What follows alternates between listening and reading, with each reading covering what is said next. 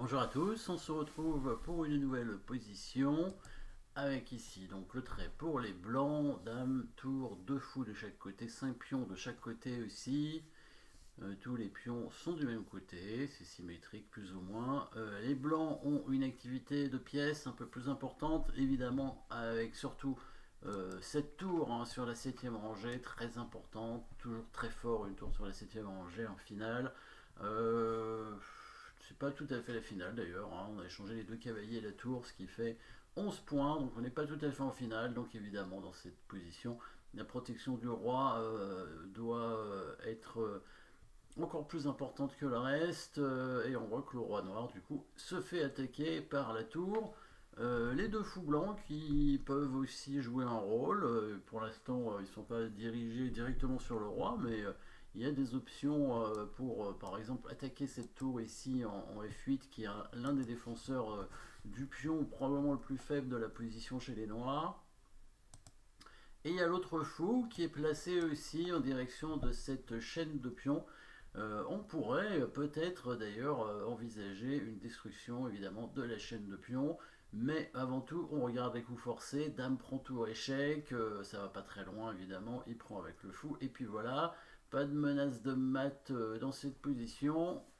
Attaque de la dame, c'est faisable avec la tour, mais bon, ça n'a pas d'intérêt a priori. Là, on va vraiment jouer, il semblerait en direction du roi, à moins qu'il y ait des pièces non protégées. Effectivement, il y a le fou en derrière qui peut protéger, mais on peut pas vraiment en profiter. J'ai l'impression, on peut l'attaquer, mais c'est tout. Il attaque un pion d'ailleurs, tiens, petit pion ici, fragile bien sûr.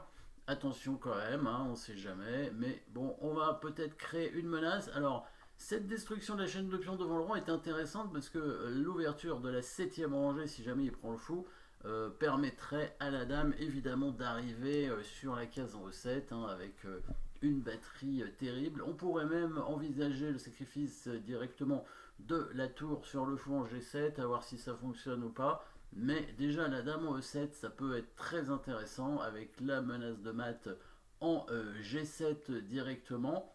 Et quand il va défendre la prise du pion sur échec en E6, qui devrait permettre aux blancs de gagner du matériel.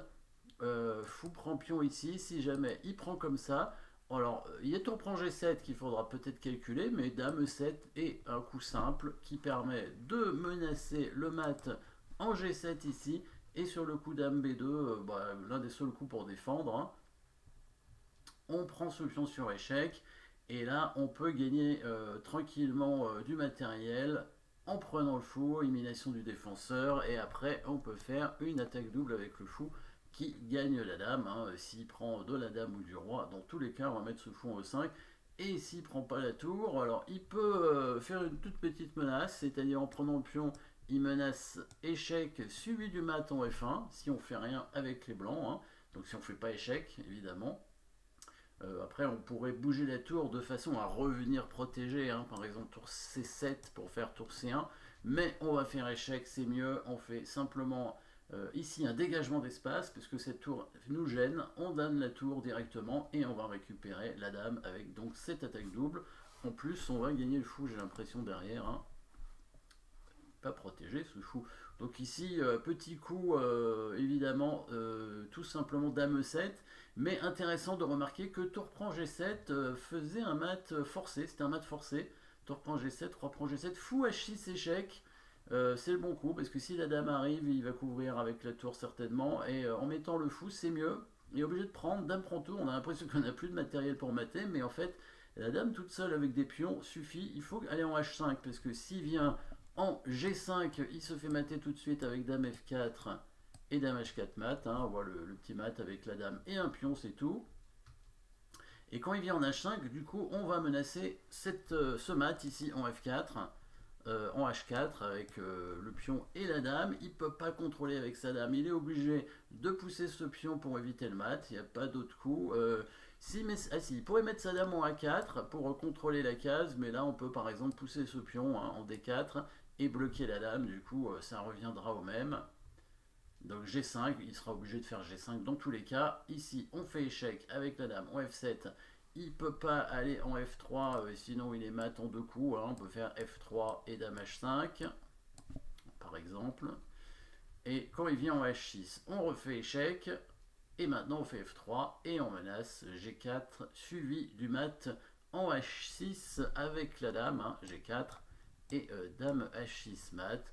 Voilà, c'était après les noirs peuvent faire un échec de consolation. On va pousser un pion où on bouge le roi comme on veut, pareil. Ouais, on peut bouger le roi, voilà. On bouge le roi, comme ça si je vous fais échec on prend sa dame et au prochain coup on fait G4 suivi de dame H6 mat.